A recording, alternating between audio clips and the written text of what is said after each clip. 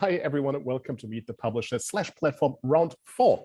I would like to acknowledge this with start this with an acknowledgement of country. We would like to acknowledge that this meeting is being held on the traditional lands of a variety of proud Aboriginal tribes. We pay our respects to Indigenous elders, past, present, and emerging. We recognize that sovereignty was never ceded and that it always was and always will be Aboriginal land. For those who don't know me, my name is Jens, and I'm IGS Director of Industry Member Relations. In the role, I act as a linchpin between our association and the Australian game development industry to see how we can best support you in terms of research, advocacy, and other means, this, I guess, being one example. So what's this all about? This is the fourth in a series of webinars on meeting the publishers/platforms. A little while back, we were approached by Spring Queensland, who suggested a Q&A series to support the Queensland and wider Australian games industry, and we thought, that's a great idea. Let's do it. So the idea is to give better access to decision makers from publishers and platforms in times of limited travel, and to give you an idea for what they're looking in a developer. A little while back, you heard from two homegrown publishers, fellow traveler Blowfish. You heard from an international publisher, Koch, who was part of the Embracer group, and you had an opportunity to liaise with Nintendo as well. But today we're hearing from Steam. Ellen and Ria will be covering such topics as the Steam Store, its features, and best practices, technical topics, and of course, there'll be an opportunity for you to ask some questions. So before I hand over to those two, just some quick words regarding the format of this. You probably know the deal, but just in case you don't, if you haven't already done so, please mute yourself, and could you please also turn your video off so that Ellen and Ria have our undivided attention. And that's pretty much it. They'll give a presentation and you'll get an opportunity to ask some questions afterwards. What I'll do is I'll monitor the chat here. I'll monitor the chat on Twitch and relay those questions back to our guests. And well, that's pretty much it. So over to you two. Great. Thank you, Jens. Thanks for the introduction and welcome everybody. Welcome from Seattle, where it is evening and still yesterday. So we're in a very different location than y'all. My name is Alden Kroll. My background is in graphic design, and I work a lot on the Steam features all over the Steam platform, whether it's the Steam Store or the backend publishing tools that you all make use of as you prepare your games for release. I also work really closely with the business team doing outreach activities like this, but also helping developers prepare for release. And that all of that gives me helps give me a really good idea of kind of what kind of questions you have, what kind of requests you have, struggles that you might have in going through the process of releasing your game, ways that we can help run Steam as a better platform for you as a game developer. Ria, you want to introduce yourself? Yeah. Hi, everyone. I'm Ria Hu. I sit on the business team on Steam. So my background is in business development. So myself and others in similar roles do much more day-to-day work, I guess, with our partners, helping you guys with issues, making sure that your games are launching the way you want them to, and working on things like the Steam homepage and Steam sales, and making sure that we're surfacing all the right things to our customers. So I get to hear from a lot of folks, and we're always working to make sure that, you know, whatever issues you've got with the platform are getting resolved or getting, you know, fixed with long-term solutions. And also we're always just excited to see what you guys are up to and really help promote games.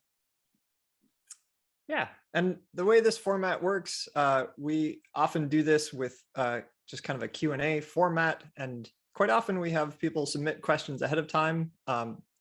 We had, I guess, one question submitted ahead of time, so we can get rolling with that. We have a lot of common questions that we can talk through.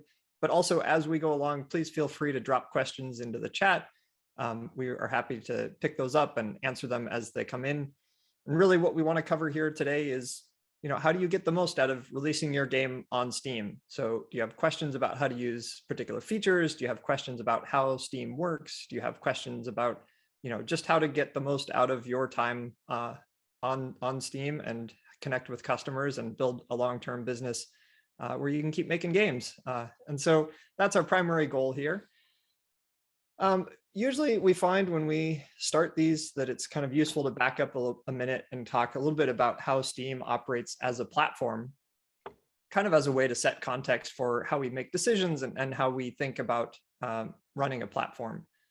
So we put a lot of work into building long-term relationships with players.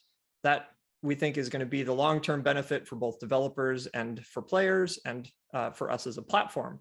So we put a lot of energy into both sides of this. So building platforms and features that you as game developers can make use of, both to release your game, run your business, and also simplify some of the things that you maybe need to make use of, like controller integration. We have a bunch of APIs that just solve that so that you don't have to do a lot of new work to support that in your game. On the other hand, we also develop a lot of features for players that are intended to make Steam a fun place to buy games, to play games, to connect with their friends, and to build long-term relationships with developers that they really enjoy, or franchises that they really enjoy, and be able to follow those games and those developers over time as new games are coming out. And one of the ways that we are able to do this is to really personalize how Steam works and how we present games in the Steam store and across Steam. And so what that means is the front page of Steam for me looks really different than it does for Ria, because we play different games, we follow different developers, we have different friends that make different recommendations. There's a variety of different things that drive that front page. And Ria will go into that in a little bit more detail in just a minute. That was one of the questions that was submitted to us ahead of time.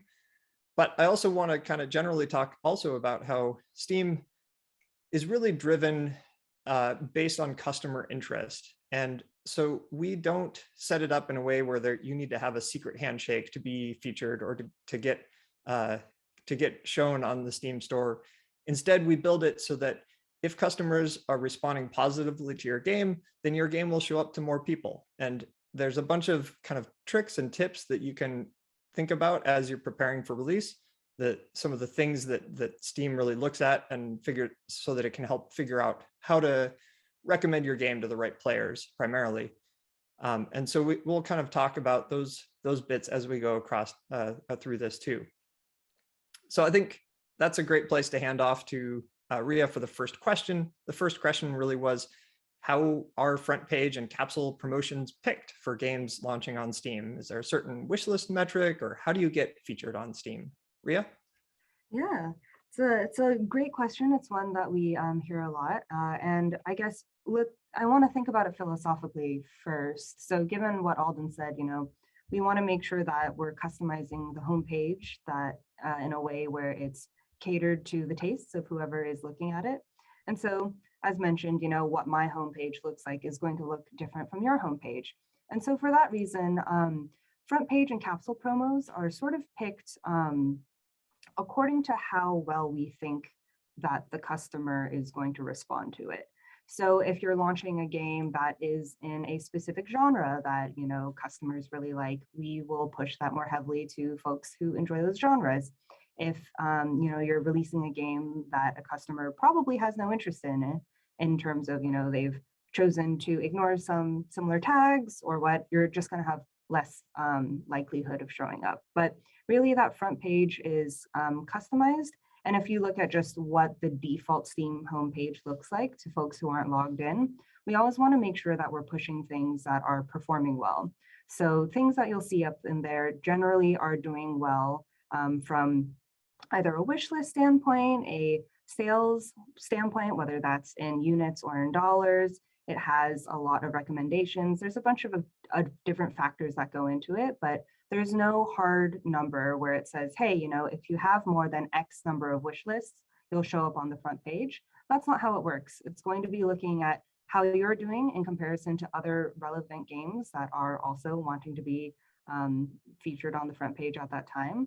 And so there's no magic number. You just want to do as well as you can. And, it can help to not be going up against some, massive game that everyone's been waiting for, just because it is a comparative system. So if really successful games A, B, and C are launching on the same day, the chance of your game showing up is just going to be lessened for that reason. Yeah, so that's kind of just how the front page works. It's all about how well you're doing. And so rather than encouraging folks to reach for specific metrics, we always say, hey, you just want to do as well as you can. And we actually have a really detailed YouTube video where myself and one of our engineers walks through the homepage and talks about, well, how do games show up in this section and how do games show up in this section? So I'll drop a link to that in chat. I don't know how we get that out to the Twitch audience, but at least those of you here on Zoom can see that. It's okay. I'll look after that. Great. All right, excellent.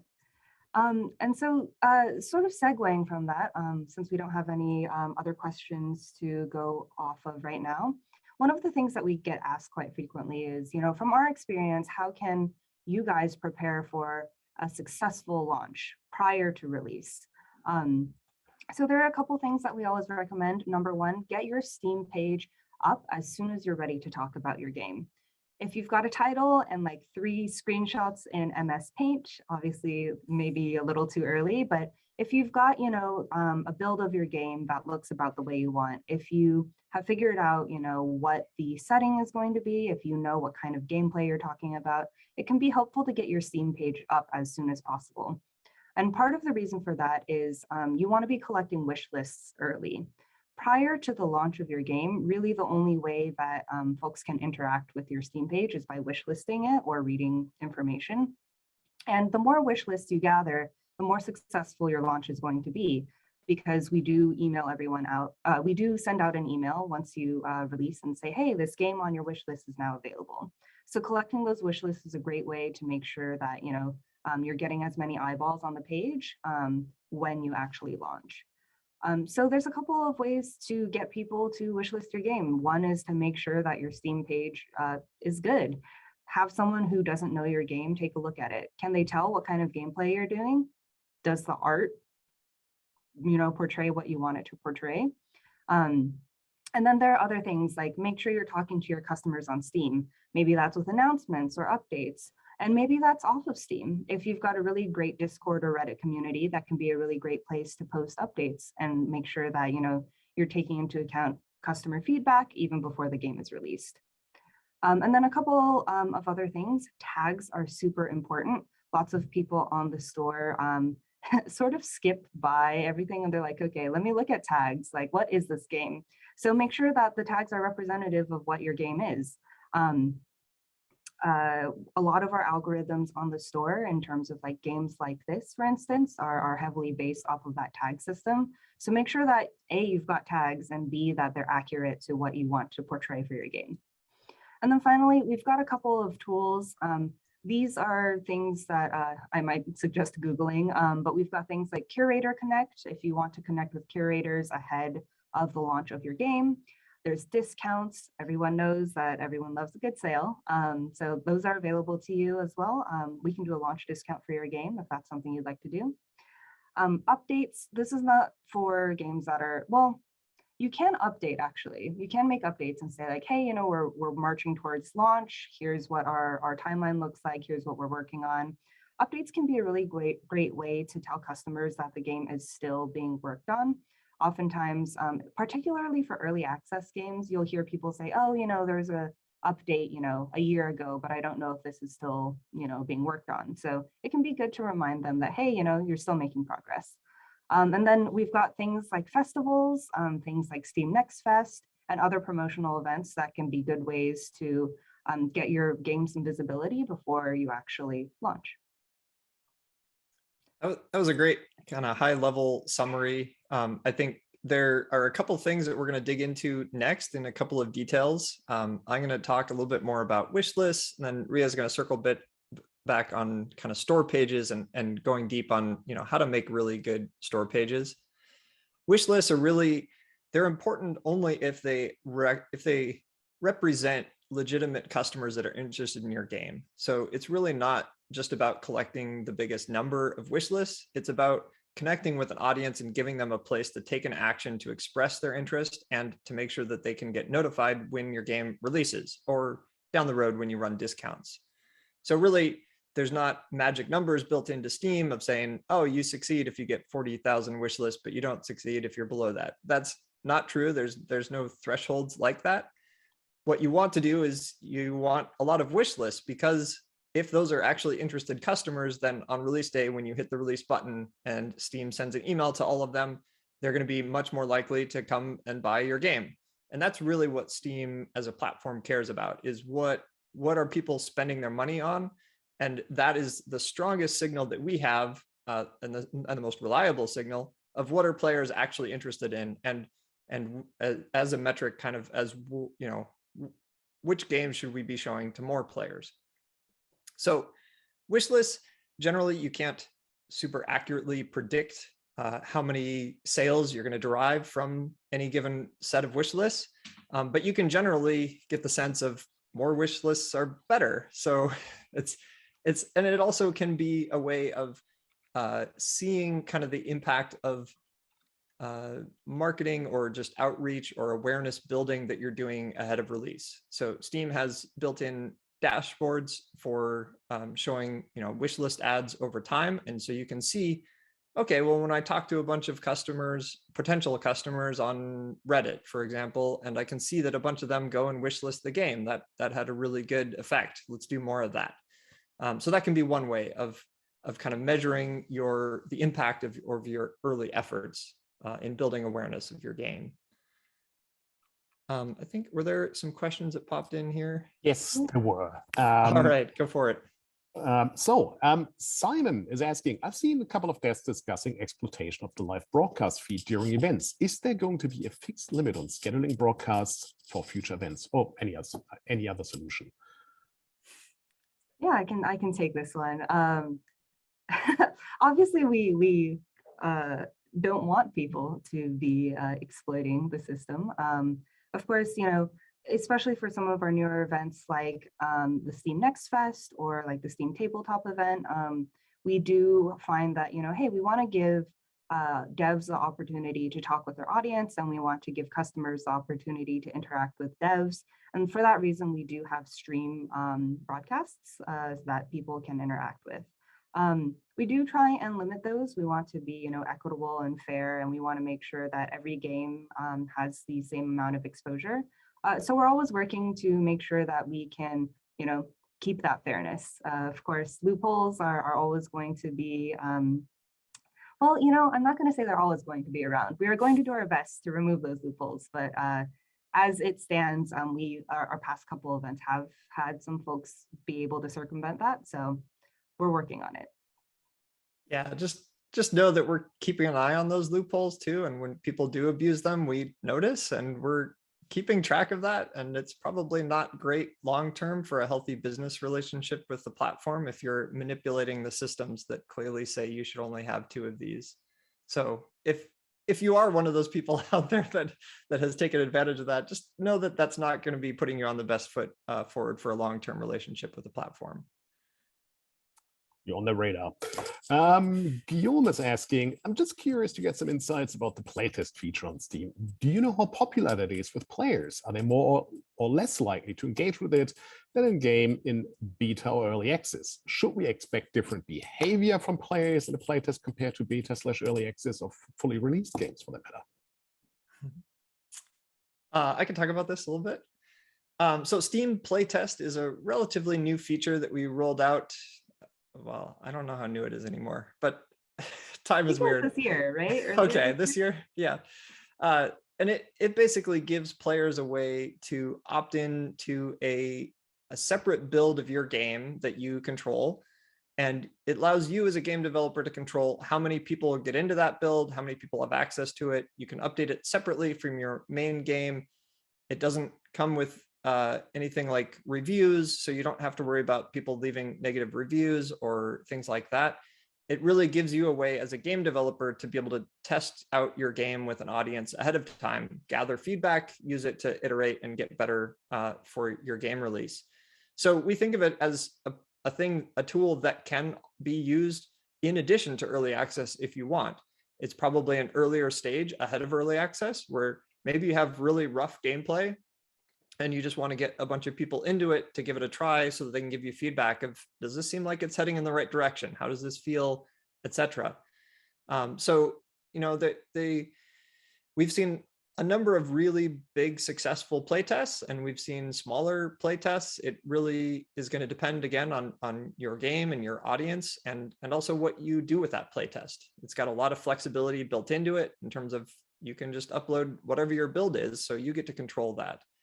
So a lot of the behavior and the results of that are going to depend on how you make use of Steam Playtest. Do you have anything to add to that, Ria? Just that some genres do better on playtests than others. We get this question a lot, but if you have like a story-driven narrative, if you have like a visual novel-esque thing, playtest is probably not the feature for you, just because, you know, if you're selling folks on the story, if you give away the story before you get their dollars, it's maybe not the best use of your time. So that's all. Yeah, this actually segues nicely into just a conversation about early access as well. We've had a lot of questions from developers on, you know, how should I think of early access? Should early access, does it work for my game? Does it work for every kind of game? So early access is basically a framework of messaging that helps you better set expectations with your audience so that they understand that what you are offering at that moment is a work in progress, and that you have a direction that you're heading in, but you may or may not ever actually get there. So part of the goal is to help customers understand going in that they should be thinking about it in its current state, and also looking at where you're heading with the game, but hopefully you're not making promises that you may not be able to keep in terms of what you're aiming for with your game. You know, it's still a really popular model for a lot of game development. Every month we put out a list of the top new releases on Steam, and we often find that about half of them are either going into early access or coming out of early access. So there's a lot of really popular games using that model still. It is probably not the best model for every single kind of game. I think it works best for replayable kind of games where players can get a taste of the game. You can make some updates, add new stuff to it, and they're super excited to come back and play it some more. If, as Ria was saying with regards to playtest, if you have a linear narrative game and you run that as early access, there's probably not a lot of players that are going to come back and play through the entire game again after you make some more edits. There might be some variations on that could be useful. For example, if you start with the first chapter of your game and then add additional chapters later as you go, that might work. We haven't seen a lot of linear games use it to great success. And we've seen a lot of the big games that are using early access are really those replayable, not necessarily open world, but replayable games that people can come back to again and again and again. We have some documentation on early access that also talks a little bit about some kind of best practices and things to think about as you're going into early access. Yeah, thank you. And I actually got a message here from Tim, who said, "Hey, I'm interested in the high-level thoughts, pros and cons of early access." So we kind of discussed that. And related on that, what sort of proportion of games release on early access and never progress any further? I don't know that we've specifically analyzed that. I think that can be true whether it's early access or games themselves.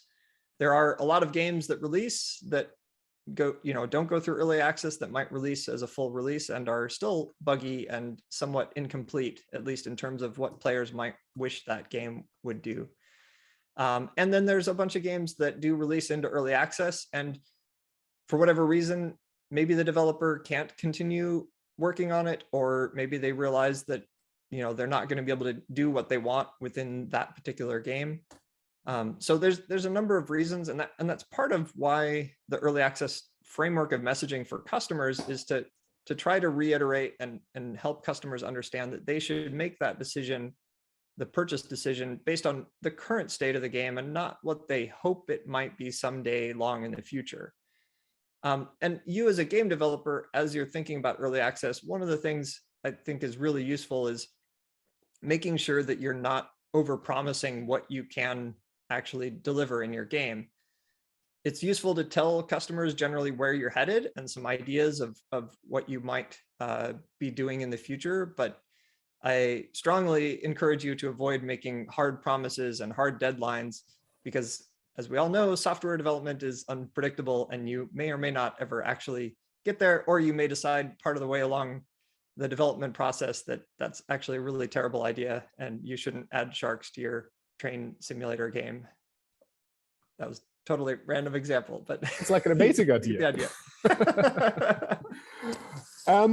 I do have a question here on Twitch, which is somewhat related to early access and launching games. So TPMOG is asking, how does localization/translation impact game engagement at launch? Do you have any data around return on investment from having marketing content and or game content in multiple languages at launch?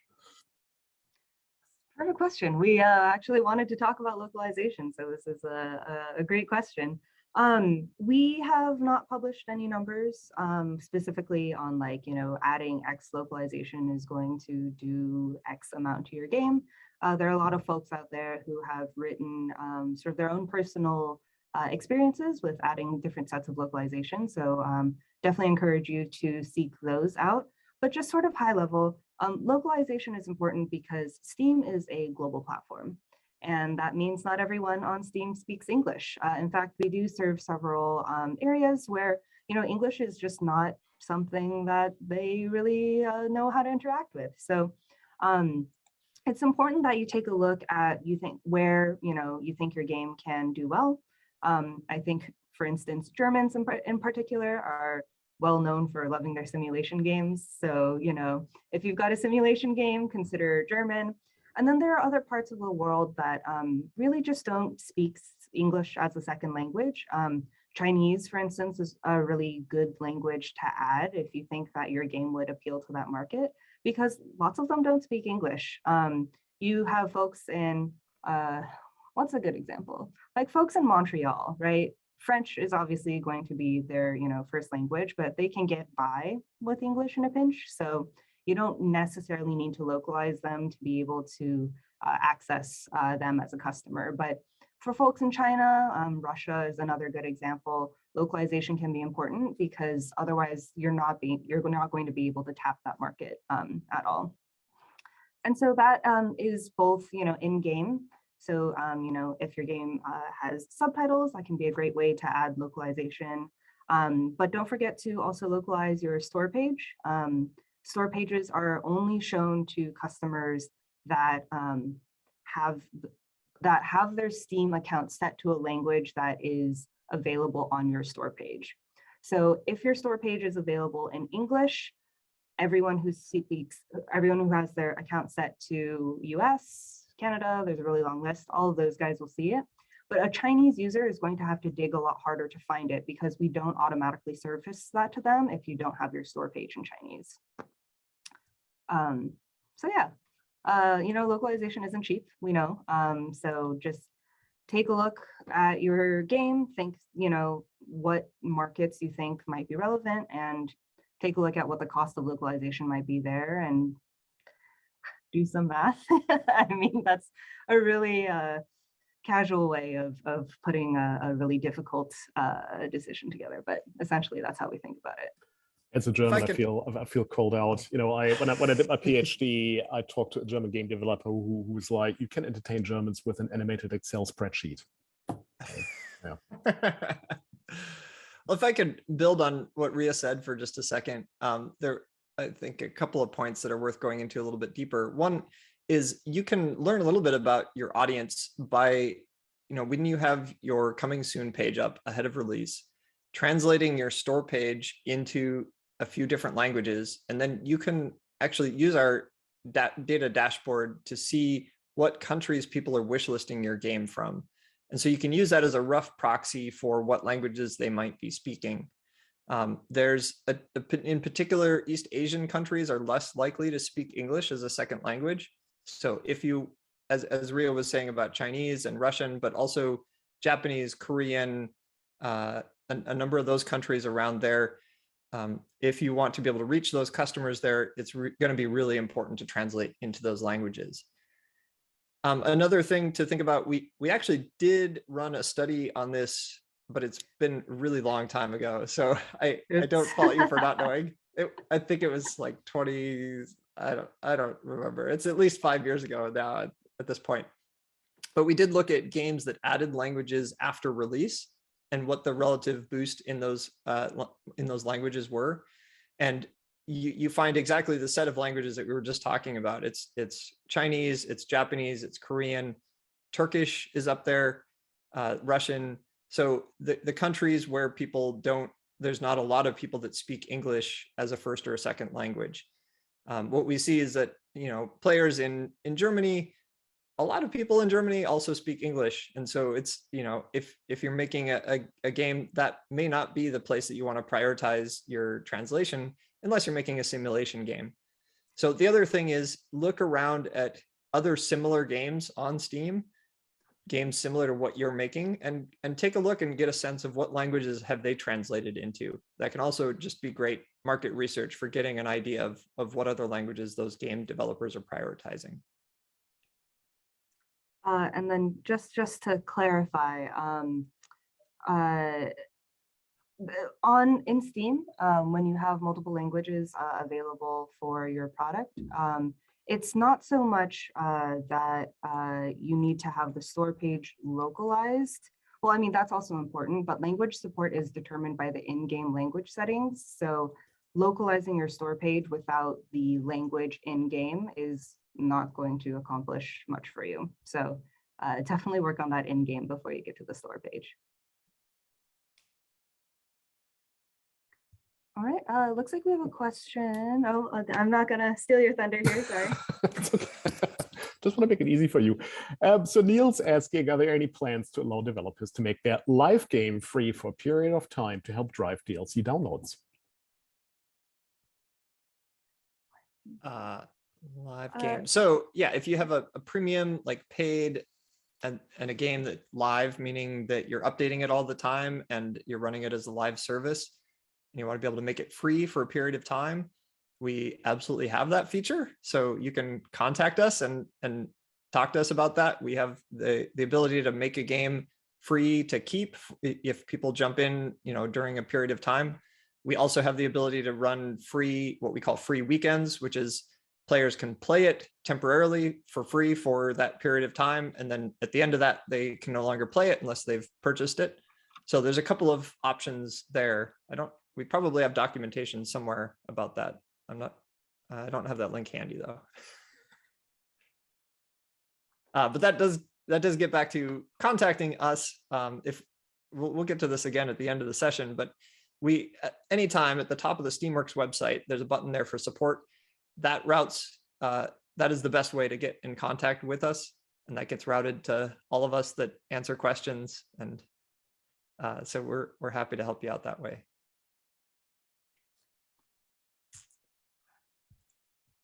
Let's see if we don't have any other questions. We can.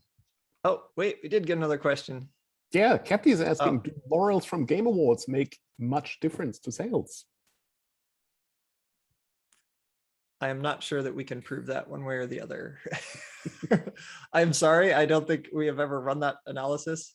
I do see a bunch of game developers putting that on their store pages, and we have a specific section for displaying awards that your game has won.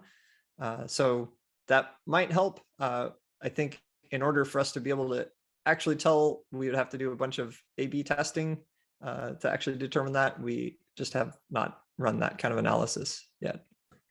Yeah, but thinking about it from a customer perspective, I would wager that game awards don't matter so much to AAA titles that already have a lot of marketing going around them. I can see it making more of an impact on smaller games, especially with indie games. You do have to pass the sort of credibility bar, I guess, for a customer if they've never heard of you as a publisher before. If they've only seen your trailer, there can kind of be this moment of like, oh, I think this looks good, but I don't know. And Game Awards, laurels from folks that that customers trust can be a good way to sort of help yourself get over that credibility bar. But again, I don't think we've run the study ever, so this is just anecdotal. Cool. Before we continue, I do have a question here on Twitch from Ombra, who is saying or asking, what are some of the best practices in Steam to drive organic engagement pre-release? Organic engagement. Yeah. Okay. So the biggest thing. So one of the things is the way that the Steam works in general is that a lot of the visibility for games is driven by what people are buying and what people are playing. So that's obviously harder if your game is not out yet. So we realized that there was a gap in helping developers be able to build audiences and awareness for their games ahead of release. So, and that happened to coincide with a bunch of physical events going away at the beginning of the pandemic. So we introduced a series of events called Steam Next Fest, which is a way for you to get your playable game demo in front of players and visibility for your game ahead of release. We recently ran a couple of analysis on how games have done that have been participating in those Next Fest. The first thing that we found was a huge increase in just the relative number of wish lists added for those games that are participating in Next Fest. So on a median, the games that participated in Next Fest saw something like a 13,000% increase in the number of wish lists added, relative to the couple of weeks prior to Next Fest. So it's a great way to get a bunch of eyeballs on those games and get excited customers and get their attention.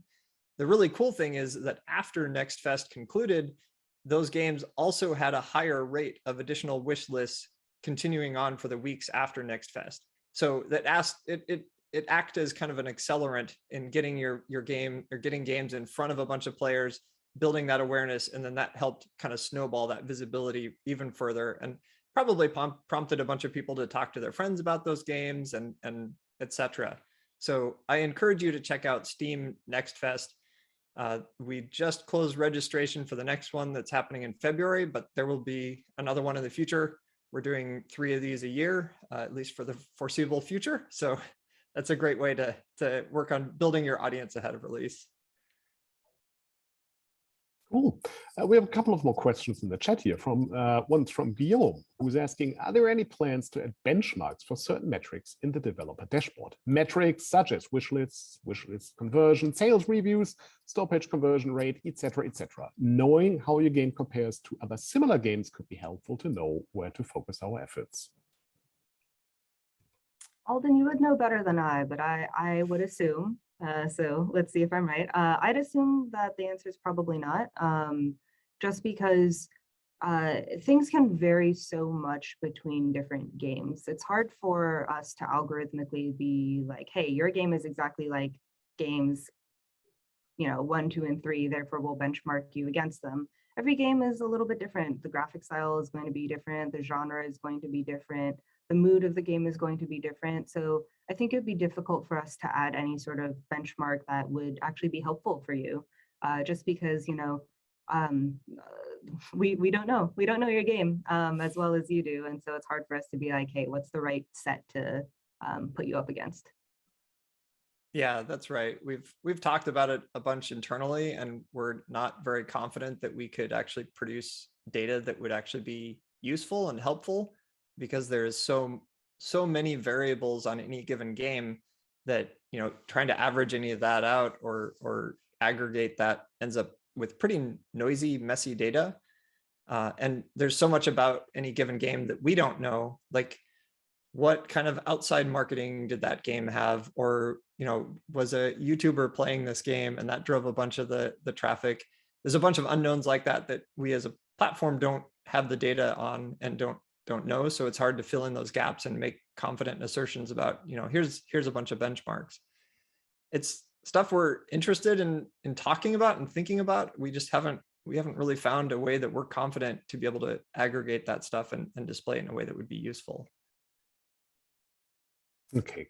There is another question here from Jen, who is asking, are there any featuring opportunities during early access? Looks like there's 5 after production, but we're in early access. I'm going to wager a guess, and please tell me if I'm wrong, that you're talking about the update visibility round. Those, I believe, are also available too during early access. It's just that the system is shared across early access and post-release. So, if you use all 5 before you release release out of early access, then you'll be out of those. But early access games are not limited from, showing up on the Steam homepage and all of those algorithms, unless, of course, we do give users the option to opt out of seeing early access titles, I think, right, Alden? So that's right. I think that's probably the extent of the limitation. Yeah, there's one list on the homepage that popular new releases that does not show early access games, but once you transition out of early access, then you can show up on that list. But I think most other lists throughout the store are early access games show up just as full games do. It's kind of an interesting point in general to think about, like, visibility of your game over time and communicating with your audience. And so we've put a lot of work into building communication tools that are built into Steam. And there's some interesting ways that those show up to customers. So the specific update visibility rounds that I think this question was premised on was basically 5 rounds that you can use when you have a major update with your game. And that causes your game to show up in a specific section on the homepage of Steam that says, these games have major updates, check them out. And it's really designed for people that own your game and have wishlisted your game to remind them that a game that they play or that they're interested in has had a big update. But whether you use those or not, the act of posting communication to your store page is also valuable. As you're updating your game, just re-engaging your existing fan base has network effects. Everybody that logs into your game because you updated it and you posted an update that shows at the top of the Steam library, then those players go into your game, their friends see them launching your game again, they're more likely to ask them about the game or to go check it out. So there's a bunch of positive network effects like that, that you don't necessarily need one of those 5 update visibility rounds. You can update your game anytime, and you can post your update news. And we have there's a whole communication system we call the news and events system built into Steam. And it's for communicating all the different kinds of things that you might be doing that customers might be interested in. Whether you're updating your game, you're running a live stream, you're doing a live chat, you're just posting some news about the new puppy in your developer studio. There's a lot of things that customers might or might not be interested in. But communicating, just the act of communicating signals a lot to players about your level of investment and excitement about what you're working on. Oh, give me a puppy anytime. We've had a question that's been lingering on Twitch here for a little while. Dozen Drums is asking, is there any data on how demos or prologues drives sales post-release outside of events like NextFest? You looked at this more than I did, Alden. Yeah, so we've looked a little bit at this. The thing similar to the benchmarking question, it is really hard to tell because demos and how much content any given demo has can make a really big difference. So probably the biggest thing to think about if you're participating in one of these activities, one of these events like NextFest, is what is the right amount of content to put into your demo that is going to leave players wanting more and not leave them at a place where they feel like they've got your full game experience and they don't need more of that. So there's going to be a really delicate balance point as you're developing your demo and thinking about how much content to give away.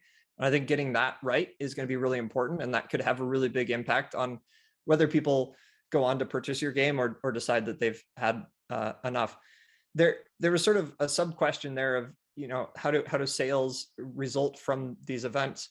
One of the parts of our analysis that we ran for NextFest in particular was that not only are people wish listing these games more during NextFest, but those wish lists are converting to sales. So people are wish listing and they're not just idle interest, but they're actually people that do eventually go on to purchase those games. I will try to dig up that news post and drop a link into chat. It may take me a minute or two. So you could carry on with the next question.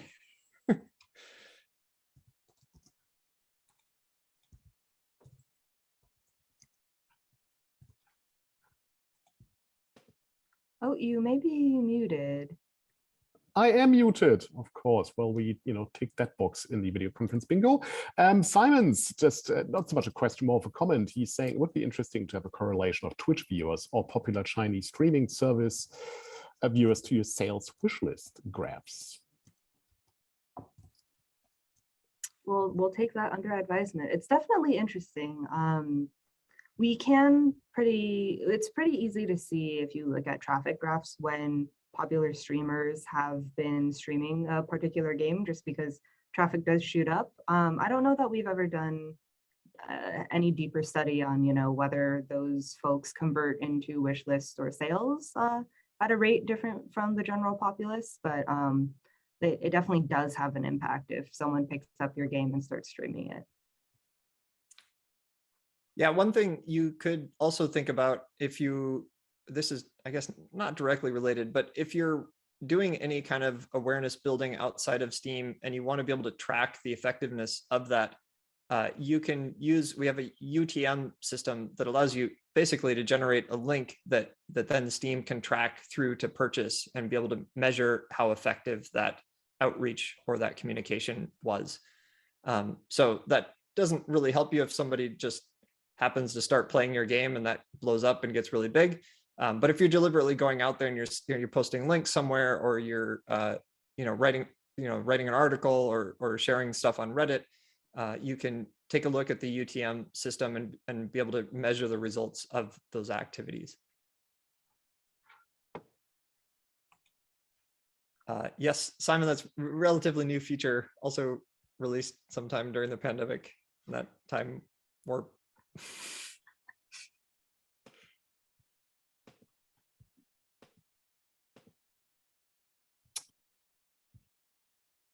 Okay, it doesn't seem we have any more questions here. So if there's anything else that you wanted to let our audience know, here's your chance. I'm dropping a link to our UTM documentation into chat if you want to know more about how that works. Yeah, so let's see, what other topics did we want to cover here?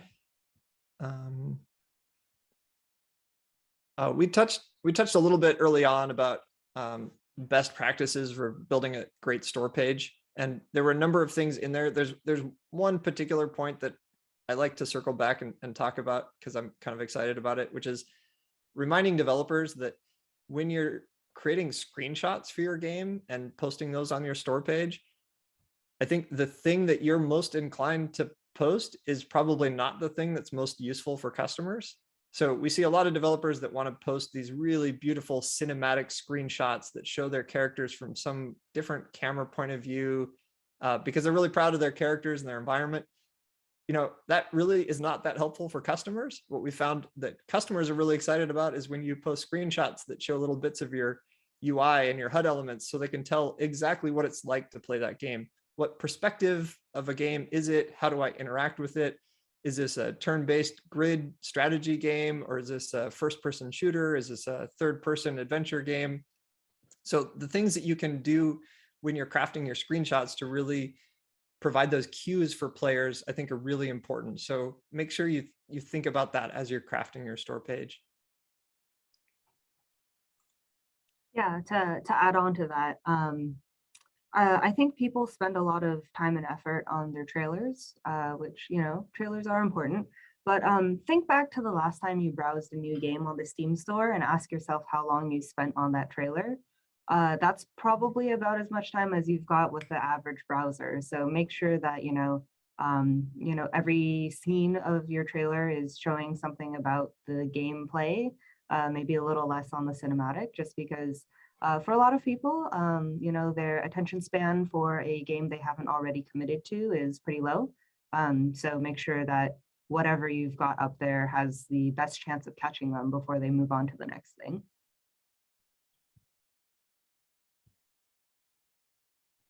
Yeah, and in general, when you're thinking about not only crafting your store page, but any kind of awareness building that you're going to do anywhere, really honing in on what is the thing that makes your game unique and special and sets it apart.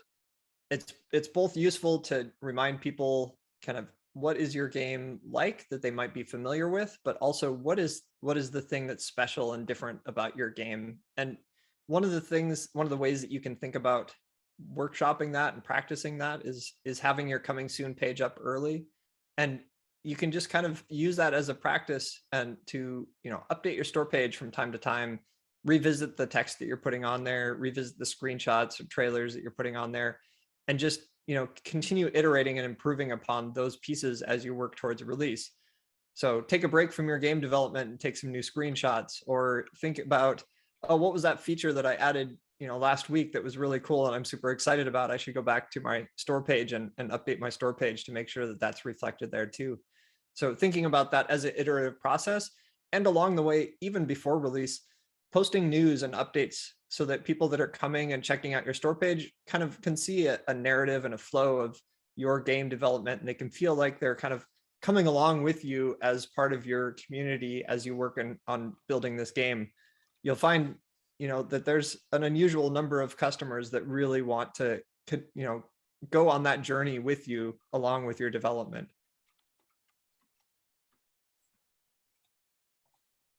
Okay, cool. Do we have any more questions or comments? Here's your opportunity. All right, Simon is asking, do you have any suggestions for re-engaging an existing audience when making a new product? Oh, yes, absolutely. So there's a couple of ways that you can do that. So one of the important things that you want to think about, even if you're just releasing your first game on Steam, is setting up your developer homepage. This lets you create a home for you as a game developer, and you can list your one single game you're shipping there. But the benefit is that lets players follow you as a game developer. If they really like your game and they're excited and they want to know the next time you make a game, that's a place for you to start building that long-term audience that can follow you from game to game. The other thing, even if players are not following your developer homepage directly, by you setting that up and then when you ship your second game, Steam has a section on the front page of the store that will show, here's new games from developers who you've played their previous games. So it is important to set that up, and that's one of the ways that you can help make sure that you reach those audience as you are working on your second, third, fourth, fifth games, etc. Was that the question you were asking, Simon? There's also the announcement type of what's the category? Cross promotion. Cross promotion. I see that in my library a lot when there's like a new game coming out from a developer whose game I already own. So that definitely works on me, at least. Yeah, and I'll drop a link into the chat for the developer homepage stuff, documentation there as well. In case you haven't been able to tell, we love our documentation here. So for anything you can think of, we probably have a page about it in documentation. Finding it can sometimes be the hard part, though. Yeah, we're not always able to sit in awesome calls like this and answer every question. And even when we do, we don't get to all the nitty-gritty details. So documentation is a really great place to check out for reference. And we've been trying to put together more and more YouTube tutorial videos that also walk through some of the features in more of a narrative flow to help you kind of visualize how things fit together. So we'll continue, hopefully, making more of those as well. Very good. I got some positive feedback here from Kathy, who's saying the Steam documentation is fantastic and clear. Thank you, Kathy. Yeah. There you go. Cool. Look, we have about 5 minutes left, so there's still an opportunity for you to ask some questions. We're sort of getting to the tail end of this webinar, but if there's anything that's still on your mind, here's your chance. While we're waiting for you to type in your really great question, I think it's worth reiterating again that we are always available for you to contact us. The best way to do that is at the top of the Steamworks site. Again, there's a link there that says support. It walks you through a series of topics and lets you enter in your question into a ticketing system. that gets routed to the business team. And that's actually the most efficient way to reach all of us, because it gets sent to the people that are working on the features and the people that are best equipped to answer those questions. If it's a really deep technical question, then Ria won't get it. It might go to Jason because he's much more technical. If it's a question about Next Fest, that might end up on Ria's plate. She's been answering a lot of those lately. So don't be afraid to use that, even to ask for advice. We're happy to answer questions and provide advice through that as well. Excellent. All right. Well, look, there's one more question here from Simon, who's asking, are there any shifts you see with Chinese Steam on the horizon? Getting the game registered for distribution. Yeah, so a quick overview for those who aren't familiar. Steam itself is a global platform, but we have an onshore Steam China specifically for folks in that region. The publishing process there is a little bit different.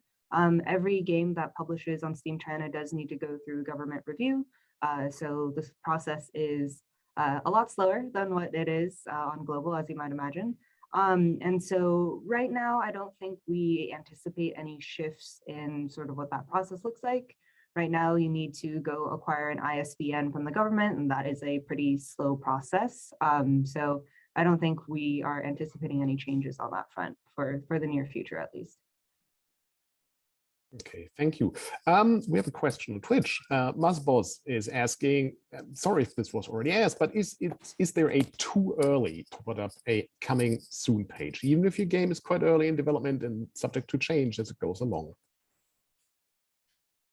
I mean, I think there could be, technically, there could be a too early in that, like, you release your page and it shows up in some discovery queues and people are like, this is a stick figure drawing, and they decide to ignore your game. But aside from that, I would say that there's pretty much no too early. As long as, you know, everything that you've got on that page is reflective of where you want the game to go and where you think the game will end up. That's a good place to be. I have heard some developers express concern that putting up a store page too early might mean that Steam sees their game not converting or something like that. That's not at all how Steam works. So, for example, across the board, Steam doesn't care how much traffic is coming to your store page and what percentage of that is converting to sales. We don't know where that traffic came from. It might be really high quality traffic. It might be some totally unrelated YouTuber playing a different game and happened to paste in that URL. Like we have no idea. We're not going to trust that as a measure of actual interest. So at the end of the day, the actual people that are buying the game and playing the game is the most reliable. So don't worry about sending a bunch of traffic to your store page or whether you have conversion rates that are high or low. Those things don't matter to Steam. And so if you have a coming soon page up really early and nobody's looking at it, that doesn't matter. It can always go up from there at any time. And if you have a bunch of people that get excited about it and that drops off over time, that also doesn't matter. It can also come back again at any time. And that's true after release. You can release and have a slow start out the gate. And we've seen plenty of games that have built successful long-term games and long-term success over time, you know, by following practices of updating, discounting, you know, sticking with it, communicating with your audience. There's all kinds of paths to success. It doesn't have to be make it or break it on day one. Cool. Thank you so much.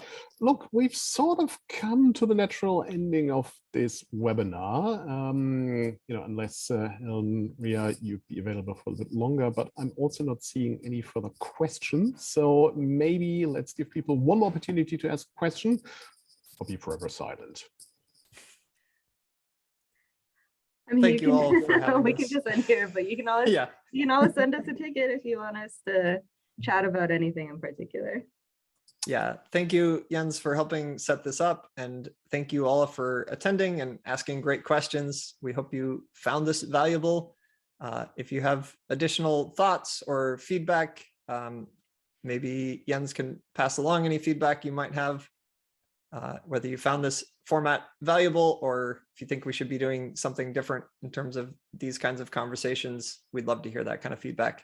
actually any feedback really. If you just want to use the contact form to send us feedback, do that too. Yeah, look, absolutely. So, I mean, you would know my email address. For those of you who don't, it's jens@igea.net. So feel free to reach out anytime. More than happy to relay any questions back to Ellen and Ria. Look, thank you very much for doing this. I've really enjoyed this. Super insightful. Thank you very much for making yourself available at such a late hour in Seattle. Yeah, look, everyone else, and of course you too, have a great break, well-deserved break. Have a happy new year, happy holiday. I'm very much looking forward to seeing you again in the new year, and hopefully, COVID permitting, also in person. Can't wait to catch up with you all. So yeah, look, enjoy the break, recover, and I'll see you in 2022. Ellen, Ria, thank you so much, and take care. All right, thank you, everybody. Bye.